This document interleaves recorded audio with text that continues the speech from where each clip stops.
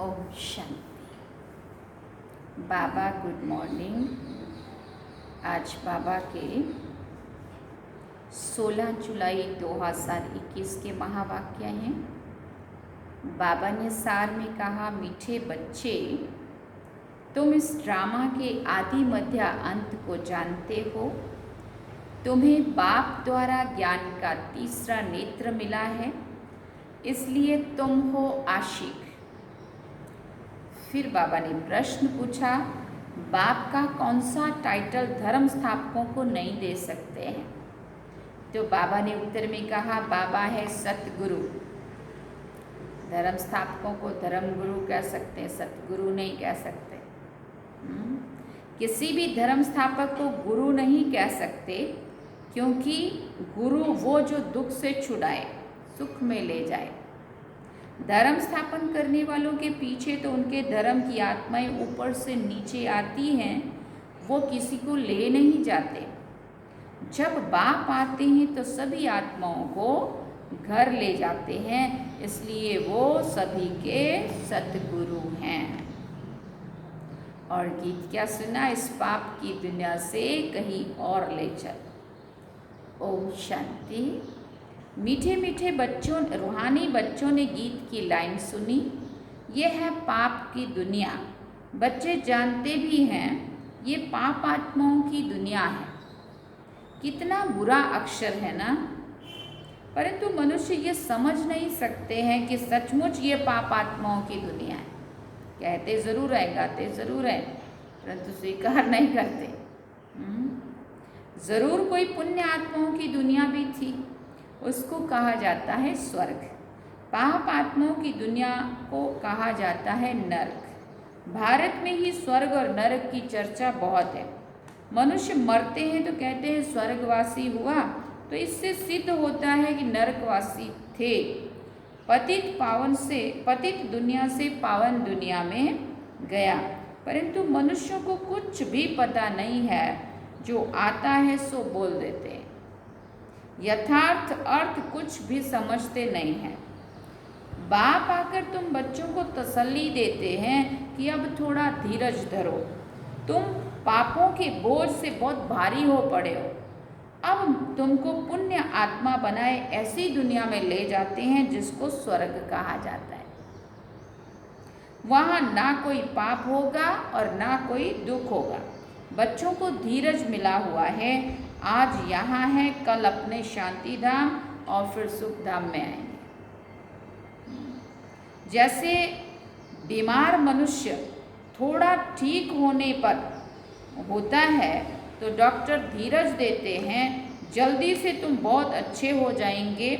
अब ये तो है बेहद का धीरज। बेहद का बाप कहते हैं, तुम तो बहुत दुखी पतित हो गए हो, अब हम तुम बच्चों को आस्तिक बनाते हैं। फिर रचना का भी परिचय देते हैं। ऋषि आदि तो कहते आए हैं कि हम रचयिता और रचना को नहीं जानते हैं। अब उनको कौन जानते हैं? अब उनको कौन जानते हैं? कब और किस द्वारा जान सकते हैं, ये भी किसी को पता नहीं है। ड्रामा के आदि मध्य अंत को भी कोई नहीं जानते। बाप कहते, मैं संगम युग पर आकर ड्रामा अनुसार तुम बच्चों को पहले आस्तिक बनाता हूँ, फिर तुमको रचना के आदि मध्य अंत का राज सुनाता हूँ, अर्थात तुम्हारा ज्ञान का तीसरा नेत्र खोलता हूँ। तुमको रोशनी मिल गई है, आँखों की रोशनी चली जाती है तो मनुष्य अंधे हो जाते हैं। इस समय मनुष्य को ज्ञान का तीसरा नेत्र नहीं है। मनुष्य होकर उस बाप को और रचना के आदि मध्य अंत को नहीं जानते तो उनको बुद्धिहीन कहा जाता है। गीत में भी है, एक अंधे की औलाद अंधे, दूसरे हैं सज्जे। दिखाते हैं महाभारत लड़ाई लगी थी और एक आदि सनातन देवी देवता धर्म की स्थापना हुई थी। बाप ने आत्माओं को आकर राजयोग सिखाया था सत्युगी स्वराज्य देने के लिए। तो आत्माएं कहती है मैं राजा हूँ, आत्माएं कहती मैं राजा हूँ, मैं बैरिस्टर हूँ। तुम्हारी आत्मा अब जानती है हम विश्व का स्वराज्य पा रहे हैं, विश्व के रचयिता बाप द्वारा। वो किसका रचयिता है? बाबा पूछते वो किसका रचयिता है? नई दुनिया का। बाप नई सृष्टि रचते हैं, क्रिएटर भी है, तो उसमें सारा ज्ञान भी है। सारे वर्ल्ड की हिस्ट्री कोई एक भी नहीं जानते हैं। किसी को ज्ञान का तीसरा नेत्र ही नहीं है, सिवाय बाप के कोई तीसरा नेत्र दे नहीं सकता। वर्ल्ड की हिस्ट्री, ज्योग्राफी, मूल वतन, सूक्ष्म वतन, स्थूल वतन,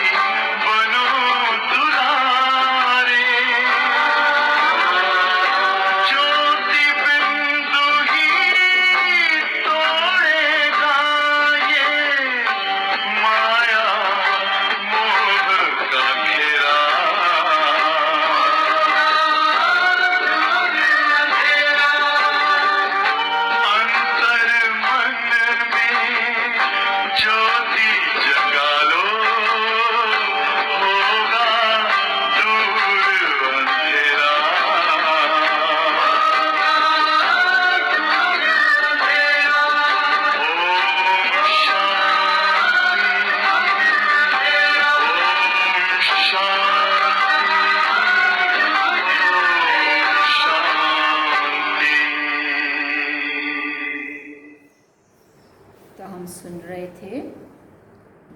इस समय ये बेहद का ड्रामा भी पूरा होता है, फिर नाटक रिपीट होना है। उन हद के नाटकों में चेंज हो सकती है, ड्रामा पुराना होता है। ये तो बेहद का ड्रामा अनादि अविनाशी है। बाप त्रिकालदर्शी हैं, त्रिनेत्री हैं।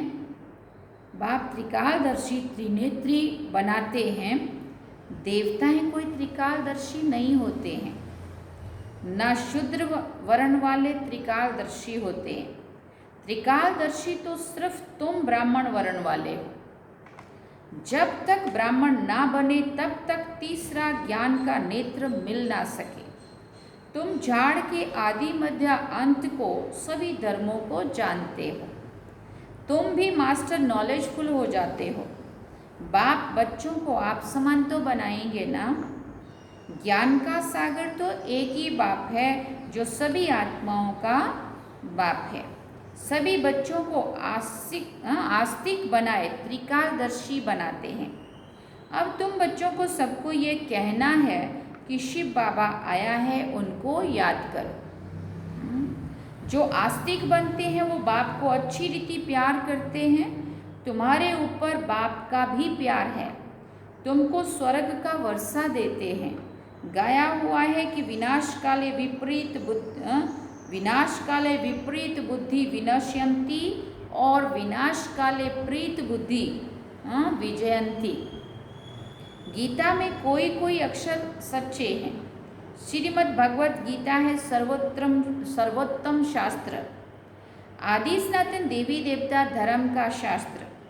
ये भी समझाया है मुख्य धर्म शास्त्र हैं ही 4, और जो धर्म वाले हैं वो आते ही हैं सिर्फ अपना धर्म स्थापन करने। राजाई आदि की बात नहीं है, उनको गुरु भी नहीं कह सकते हैं। गुरु का तो काम ही है वापस ले जाना।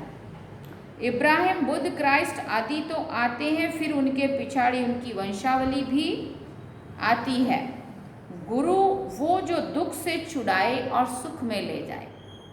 वो तो सिर्फ धर्म स्थापन करने आते हैं। यहाँ तो बौद्धों को गुरु कह देते हैं। धर्म स्थापक तो ठीक, उनको धर्म गुरु कहो, लेकिन उसके बाद छोटे छोटे महात्मा वो भी गुरु कह देते हैं। गृहस्थी लोगों को भी गुरु कह देते हैं। ब्रह्मा, विष्णु, शंकर को भी गुरु नहीं कह सकते। शिव बाबा एक ही शिव बाबा सबका सदगति दाता है। पुकारते भी एक राम को हैं, एक राम को हैं। शिव बाबा को भी राम कहते हैं। बहुत भाषाएं हैं तो नाम भी बहुत रख दिए हैं। असुल नाम है शिव। उनको सोमनाथ भी कहते हैं। सोम रस पिलाया अर्थात ज्ञान धन दिया। बाकी पानी आदि की तो बात नहीं है। तुमको सन्मुख नॉलेजफुल ब्लिसफुल बना रहे हैं। बाप तो ज्ञान का सागर है, तुम बच्चों को ज्ञान नदियाँ बनाते हैं। सागर एक होता है, एक सागर से अनेक नदियाँ निकलती हैं। अभी तुम हो संगम पर। इस समय ये सारी धरती रावण का स्थान है। सिर्फ एक लंका नहीं थी, सारी धरती पर रावण का राज्य है। राम राज्य में बहुत थोड़े मनुष्य होंगे। ये सिर्फ अभी तुम बच्चों की बुद्धि में है। बाबा ने समझाया है, मैं 3 धर्मों की स्थापना करता हूँ, ब्राह्मण, देवता, क्षत्रिय। फिर वैश्य शूद्र वर्ण में और सभी आकर अपना अपना धर्म स्थापन करते हैं। अनेक धर्मों का विनाश भी कराते हैं। बाबा कहते, बाबा ने समझाया है, मैं 3 धर्मों की स्थापना करता हूँ, ब्राह्मण, देवता और क्षत्रिय। ब्राह्मण अर्थात अभी संगम युगी ब्राह्मण। इसके पहले हम क्या थे? शूद्र, धर्म कर्म भ्रष्ट हो चुके थे। इसलिए उनसे बाबा ने आकर के हमें हमारी पहचान दे करके, अपनी पहचान दे करके, सारा ज्ञान समझा करके हमें क्या किया? हमें शूद्र से ब्राह्मण बनाया। हमारे बोल में, हमारे व्यवहार में, हमारे कर्म में, हमारी सोच में, हमारे सब में परिवर्तन लाया, जीवन ही बदल दिया। तो क्या हुए? शूद्र से ब्राह्मण बने। तो ये ब्राह्मण धर्म की स्थापना, सो ब्राह्मण, सो फिर देवता, सो क्षत्रिय। तो बाबा कहते मैं 3 धर्मों की आके अभी स्थापना करता हूँ, ब्राह्मण, देवता और क्षत्रिय। फिर वैश्य शूद्र वर्ण में और सभी आकर अपना अपना धर्म स्थापन करते। सतयुग और त्रेता तक बाबा ने 3 धर्मों की स्थापना अभी की। द्वापर युग से फिर इस्लामी, बौद्धी, क्राइस्ट जो भी हैं, वो सारे धर्म पिताओं ने आके अपने अपने धर्म स्थापन किए। तो बाबा कहते भारत में त्रिमूर्ति का चित्र भी बनाते, परंतु उसमें शिव का चित्र गुम कर दिया है। शिव से ही सिद्ध होता है कि परमपिता परमात्मा शिव ब्रह्मा द्वारा स्थापना, विष्णु द्वारा पालना कराते हैं। उनको करण करावन हार कहा जाता है। खुद भी कर्म करते हैं, तुम बच्चों को भी सिखलाते हैं। कर्म अकर्म विकर्म की गति भी समझाते हैं। रावण राज्य में तुम जो कर्म करते हो वो विकर्म बन जाता है। सतयुग में जो कर्म करते हो वो अकर्म हो जाता है। यहाँ विकर्म ही होता है, क्योंकि रावण का राज है। देह भान अभिमान में रह के जो भी कर्म करते हैं वो पाप कर्म ही हो जाते हैं, जाने अनजाने में। कोई जानबूझ के करते हैं, कोई से अनजाने में हो रहे होते, लेकिन होता ज़रूर है। बाबा कहते सतयुग में कर्म अकर्म होते, क्योंकि वहाँ देह भान अभिमान नहीं होता, इसलिए कर्म का कोई भी पाप पुण्य की बात नहीं होती। यहाँ कर्म विकर्म ही होता है, क्योंकि रावण राज्य है। सतयुग में 5 विकार होते ही नहीं, एक एक बात समझने की है और सेकंड में समझाई जाती है। ओम का अर्थ वो लोग तो बहुत विस्तार से समझाते हैं। बाप कहते ओम माना अहम आत्मा और ये मेरा शरीर, कितना सहज है। और तुम समझते हो हम सुख धाम में जा रहे हैं, श्री कृष्ण के मंदिर को सुख धाम कहते हैं। बाबा कहते हैं अभी कृष्णपुरी, माताएं कृष्णपुरी में जाने के लिए बहुत मेहनत करती हैं। तुम अभी भक्ति नहीं करते हो, तुमको ज्ञान मिला है और कोई मनुष्य मात्र में ये ज्ञान नहीं है। मैं तुमको पावन बनाकर जाता हूँ। फिर बाबा पूछते पतित कौन बनाता है? ये कोई बता नहीं सकता है। सभी मेल अथवा फीमेल भक्तियाँ हैं, सीताएं हैं, सबकी सदगति करने वाला बाप है। रावण की सभी अब रावण की जेल में है। इसलिए सीता को कहाँ दिखाया? रावण ले गया और शोक वाटिका में रख दिया। बाबा कहते सभी आत्माएं सीताएं हैं और सब रावण की जेल में है। यह है ही दुख धाम। बाप तुमको सुख धाम का मालिक बनाते, ऐसे बाप को 5000 वर्ष के बाद सिर्फ तुम देखते हो। लक्ष्मी नारायण की आत्मा को अब नॉलेज है। हम छोटेपन में ये श्री कृष्ण हैं, फिर बड़े बनेंगे, फिर ऐसे शरीर छोड़ेंगे, फिर दूसरा जन्म लेंगे और कोई ये नॉलेज नहीं है। बाप कहते हैं तुम सब पार्वतियाँ हो। अब ऊपर का सीताएं हो, भक्तियाँ हो, अब क्या कहा? सब पार्वतियाँ हो। शिव बाबा तुमको अमर कथा सुना रहे हैं, अमर बनाने के लिए, अमर लोक में ले जाने के लिए। ये मृत्यु लोक है। तुम सब पार्वतियाँ अमरनाथ द्वारा अमर कथा सुन रही हो। तुम सच सच बनते हो। सिर्फ बाप को याद करने से तुम्हारी आत्मा अमर बनती है। जहाँ दुख की बात नहीं होती है, जैसे सर्प एक खाल छोड़ दूसरी लेते हैं, ये सब मिसाल यहाँ के हैं। ब्रह्मरी का मिसाल भी यहाँ का है। तुम ब्राह्मण क्या करते हो? बाबा पूछते हैं ब्राह्मण की, तुम ब्राह्मण क्या करते हो? विकारी कीड़ों को बदलकर देवता बना देते हो। हाँ, विकारी कीड़ों को बदलकर। बोलना मत लोगों को बीच में ऐसा, हाँ, क्योंकि दुनिया जो विकारों में फंसी हुई है ना, उन सबको ज्ञान की भूं भूं करके उनको वहाँ से हटाते हैं और बाबा का बना के उनको सुखी बना देते हैं, साफ सुथरा कर देते हैं। मनुष्य की बात है, ब्रह्मरी का तो एक दृष्टांत है। तुम ब्राह्मण बच्चे अभी बाप द्वारा अमर कथा सुन रहे हो, औरों को भी बैठकर ज्ञान की भूं भूं करते हो, जिससे मनुष्य से देवता स्वर्ग की परी बन जाएंगे। बाकी ऐसे नहीं कि मानसरोवर में डुबकी लगाने से कोई परी बन जाएंगे। यह सब झूठ है।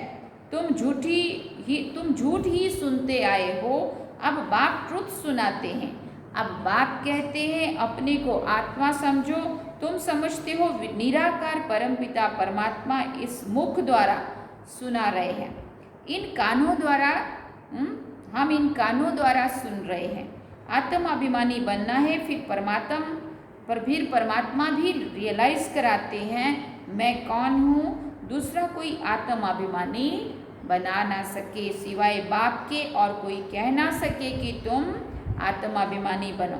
शिव जयंती भी मनाते, परंतु उनकी जयंती कैसे है ये नहीं जानते हैं।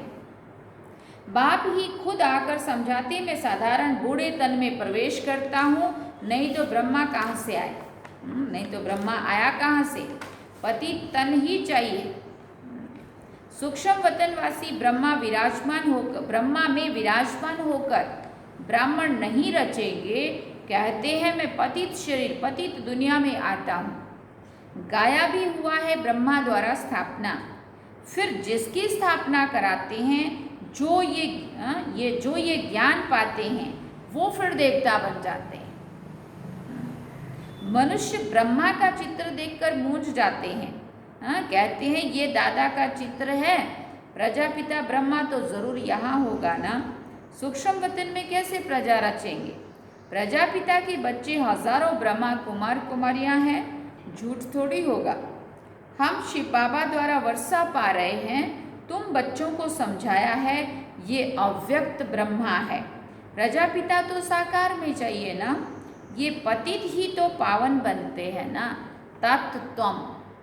इनकी बात कही, ये पतित ही पावन बनते और इनके साथ साथ तुम भी। अच्छा, मीठे मीठे सिकिल दे बच्चों प्रति माता पिता बाप दादा का याद प्यार और गुड मॉर्निंग।